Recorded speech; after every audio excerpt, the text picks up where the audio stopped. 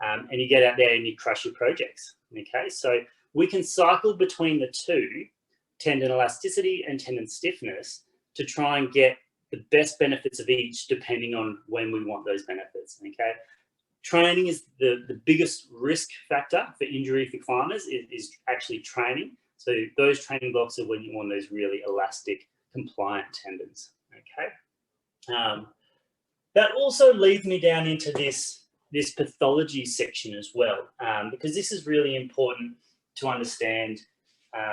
When we have a tendinopathy, okay, we get a breakdown. You can see we've got these nice parallel collagen fibers, because when you load a tendon, the tenocytes will sort of lay collagen to oppose that load, okay, and that's why it ends up being sort of that nice tensile strength overlapping collagen.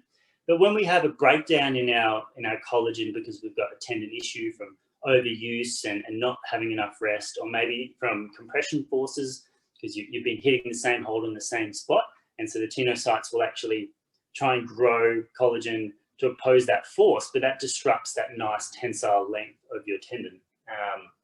So you end up with these sort of breakdown in tissue. And if you read that tendon article, we went into this a little bit more in depth, where you've got this misaligned sort of type 2 collagen.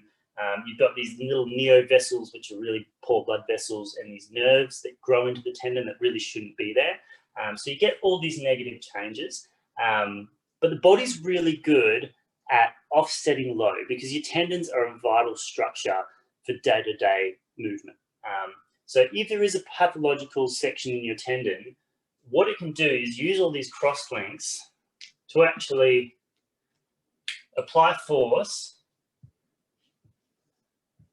around the pathological area of the tendon. Okay, we call this stress shielding. Basically means that you've got injury in your tendon, your body will form cross links around that injury that divert the load, okay, so it's not affecting you. The issue with that is that tendons only respond to load, okay? Changes in tendons and the tenocytes and all these lysyl oxidase and the early growth response, all those things are only affected by load, okay? So if you're not loading that pathological section of your tendon, you're not changing it, okay? You're not doing anything to improve it. Now, we know when we're doing short power work, okay, all these cross links, they don't break down, they act as one and they form this sheet. So it makes it easy for the body to stress shield. When we do these long duration holds, these cross links start to break down, okay? So we're doing a long duration hold, we're getting a bit of a breakdown of some of these cross links, and the tendon is stretching out, okay?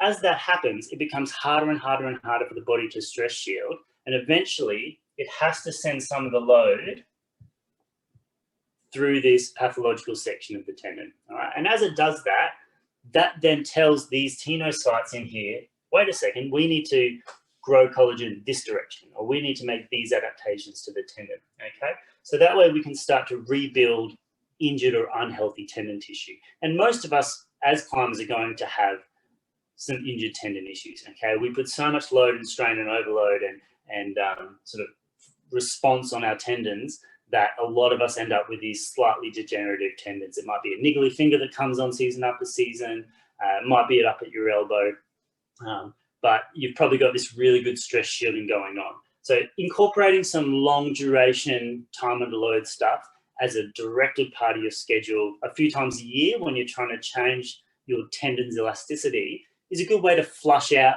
those tendinopathy changes and get nice and healthy tendons, all right? So